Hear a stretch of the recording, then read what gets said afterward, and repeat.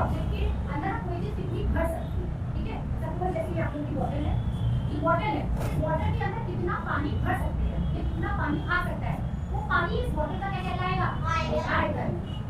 ऐसे किसी का ऑब्जेक्ट है, अगर आप लोग के पास कितने ले सकते हैं, इस टिफिन बॉक्स के अंदर कितना खाना आ सकता है, कितना पानी भर सकता है, कितनी इसमें आप सब्जी भर सकते हो, वो इस टिफिन का क्या हो जाएगा, आयतन हो जाएगा, ठीक है।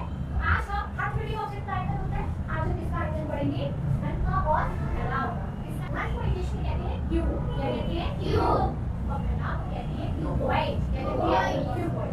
तो घन एक ऐसी आकृति होती है डब्बी की तरह जिसकी सारी भुजाएं बराबर होती है, इसीलिए घन का आयतन क्या होता है, भुजा की घात 3, ठीक है।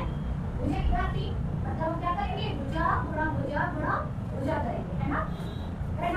रेनाउ एक वो आकृति होती है डब्बे जैसी जिसकी भुजाएं सारी बराबर नहीं होती, जैसे ये डब्बा क्या है, नॉर्मल आप लोगों ने अपने घर में डब्बे देखते होंगे, बॉक्स में आप लोगों ने पेंसिल बॉक्स, उसमें क्या होता है, ये लंबाई क्या है, अलग है ना, चौड़ाई अलग है और ऊंचाई क्या है, अलग होती है। ये डब्बा में किसका एग्जांपल है, घनाव का, क्यूबॉइड।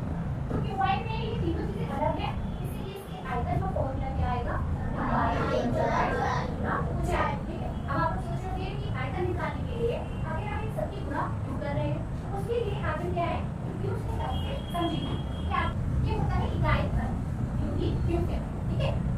इसे यूनिट क्यूब क्यों कहते हैं, क्योंकि इसकी लंबाई चौड़ाई और ऊंचाई ये सब क्या है, एक है। एक ऐसा घन जिसकी सारी ऊंचाई एक होती है, उसकी घात 3 निकालने पर उत्तर हमेशा क्या आएगा, एक आएगा, ठीक है। अब आप क्यूब का क्यूब निकालेंगे, मतलब एक ऐसा घन जिसकी सारी ऊंचाई 2 हो, ठीक है। कौन बच्चा आगे बनाएगा, एक ऐसा घन बनाओ नोट के हिसाब से जिसकी सारी ऊंचाई 2। सुभान ने क्या बनाया, ऐसा क्यूब बनाया है जिसकी सारी ऊंचाई क्या है, 2, ठीक है।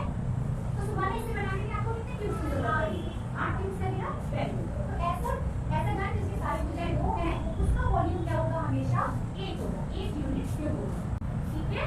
और ऐसे गुणा करने पे भी क्या आएगा, हमेशा 8 आएगा, 2 गुणा 2 गुणा 2 करने पे भी सुभान क्या आएगा, 8, वेरी गुड। अब आप एक ऐसा घन बनाएंगे जिसकी भुजाएं क्या होंगी, 3 सारी भुजाएं, और आगे बनाएगा ये आकांक्षी भी एक ऐसा क्यूब बनाया है जिसकी लंबाई भी 3 है, चौड़ाई भी 3 है और ऊंचाई भी क्या है, 3 है। तो आकांक्षी इसको बनाने में आपको कितने क्यूब्स लगे, 27 लगे, वेरी गुड। और इससे 3 गुणा 3 गुणा 3 भी करोगे तब भी आकांक्षी क्या रहेगा, 27 आएगा ना, 4। एक ऐसा क्यूब बनाएंगे जिसकी सारी भुजाएं क्या होंगी, 4 होगा, इसकी सारी भुजाएं क्या है, 4 है ना, यहाँ से भी 4 क्यूब नजर आ रहे हैं, यहाँ से भी और यहाँ से भी 4 है। तो यार इसको बनाने में आपको कितनी क्यूब्स लगेंगी, 64 है। गुणा करके भी हम देख सकते हैं, यार 4 4 से कितना होता है, 4 4 सा 16 होता है, 64 सा 64, ठीक है। फॉर्मूले से भी हमारा आंसर क्या आया, 64। तो ऐसे ही जब आप ऐसा क्यूब बनाओगे जिसकी सब भुजाएं क्या हो, 5 हो, और उसको जब आप क्यूब करोगे या फिर बॉक्स लगाओगे 5 करके, तो उसमें भी कितने क्यूब्स की जरूरत पड़ेगी, 125 क्यूब्स की जरूरत पड़ेगी। ये घनाव का एक क्वेश्चन, ठीक है।